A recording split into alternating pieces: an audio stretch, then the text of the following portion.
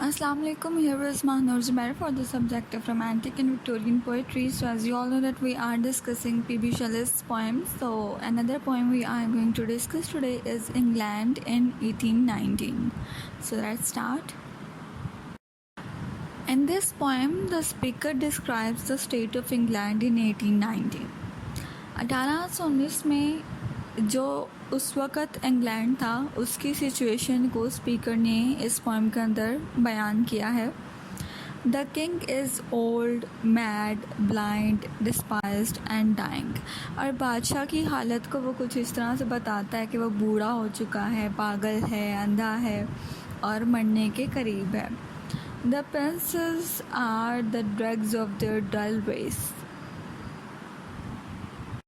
और प्रिंसेसेस के बारे में कहता है कि ये तो इस नस्ल की मतलब सबसे बेकार चीज़ें हैं जो बच गई हैं. And flow through public scorn like mud, unable to C, feel for और no there people, cleansing like leches to their country until they drop blind in blood without a blow. और इंग्लैंड की हालत को वो देखते वक्त कहता है कि ये जो प्रिंसेस हैं, ये जो शहज़ादे हैं, ये अपने लोगों को कीचड़ की तरह देखते हैं. एक ऐसी धीमक ज़्यादा चीज़ देखते हैं जो चिपकी हुई है, या लीची एक फल जो है उसकी तरह से उसको तशबीह देते हुए कहते हैं कि ये लोग अपने लोगों को, अपनी पब्लिक के लिए कुछ भी फील नहीं करते, उनके लिए महसूस कुछ नहीं करते. ये अपने आप को बहुत सुपीरियर समझते हैं और अपने लोगों को बहुत ही हकारत की नज़र से देखते हैं.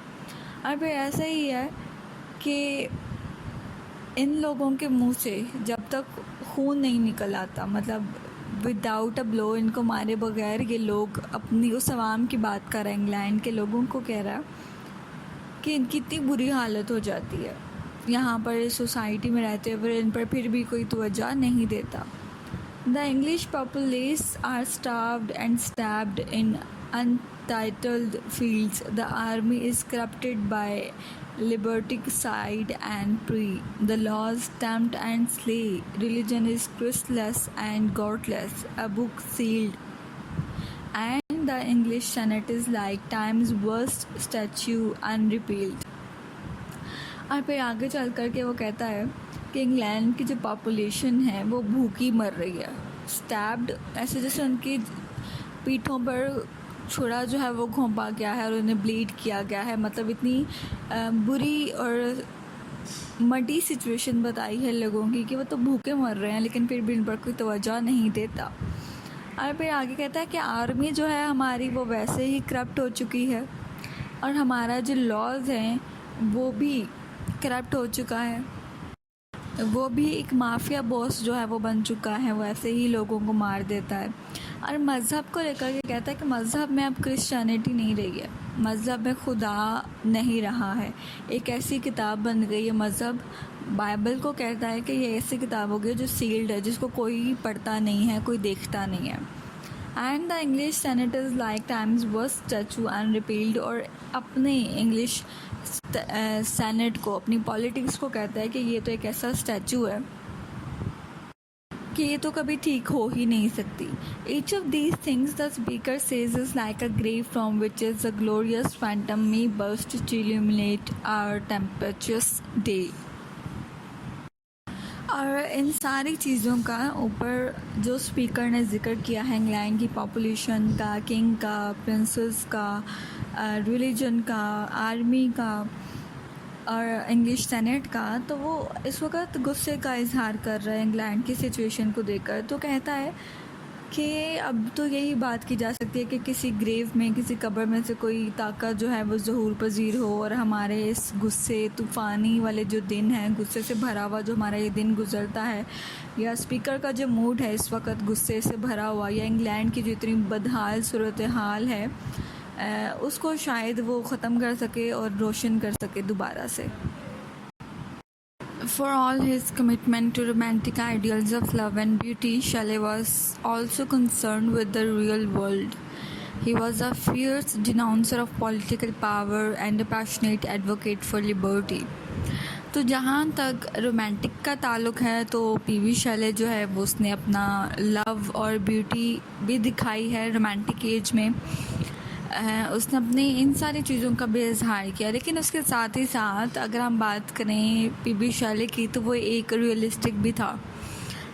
جہاں پر اس کے رومانٹک آئیڈیلز ہیں لو اور بیوٹی کو لے کر کے, وہاں پر وہ ایک ریئلسٹک بھی ہے. دنیا کو وہ ایک ریئل فیس سے دیکھتا ہے, ایک پولیٹیکل پاور بھی رکھتا ہے, اور خاص کر کے ایک آزادی کے لیے ایڈوکیٹ کرتا ہے, لوگوں کے لیے بات کرتا ہے, اپنی سوسائٹی کے لیے, اپنے ملک کے لیے بات کرتا ہے, اور ہر بری چیز پر وہ آواز اٹھاتا ہے. The result of his political commitment was a series of angry political poems condemning the arrogance of power, including Ozymandias and England in 1819.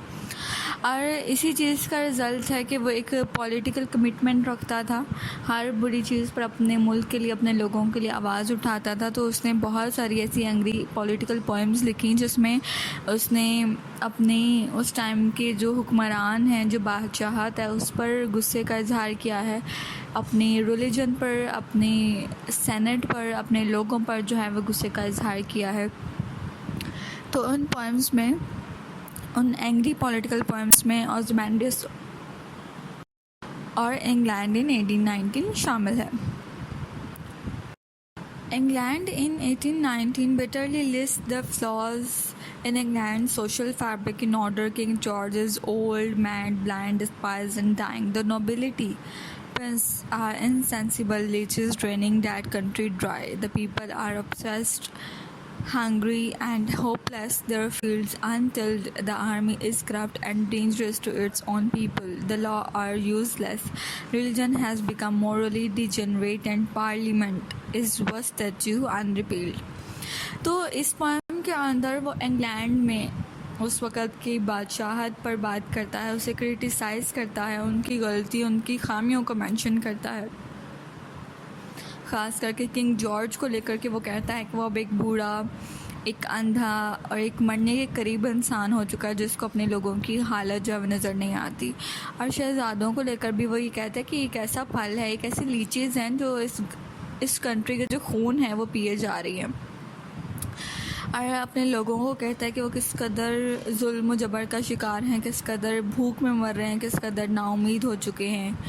اور اپنی آرمی کو کہتا ہے کہ آرمی ہماری کس قدر کرپٹ ہو چکی ہے, اپنے ہی لوگوں کے لیے خطرناک ہو چکی ہے, لاز جو ہیں ہمارے وہ یوز لیس ہو چکے ہیں, ان کا کوئی فائدہ نہیں ہے.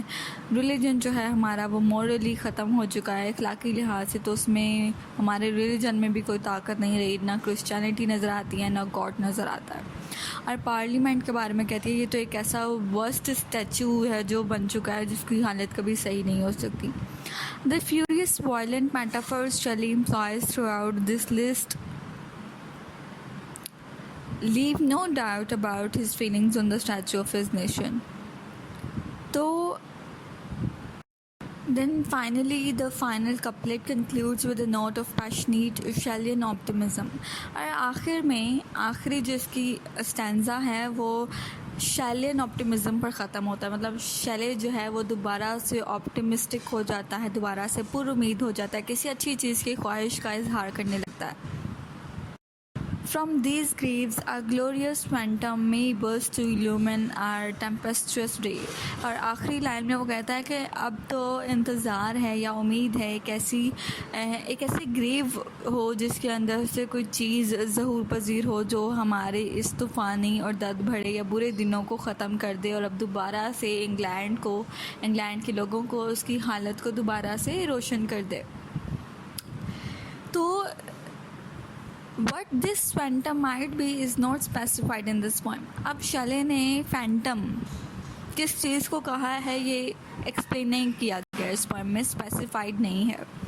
But it seems to hint simultaneously at the spirit of the hymn to intellectual beauty and at the possibility of liberty won through revolution, and it was won in France.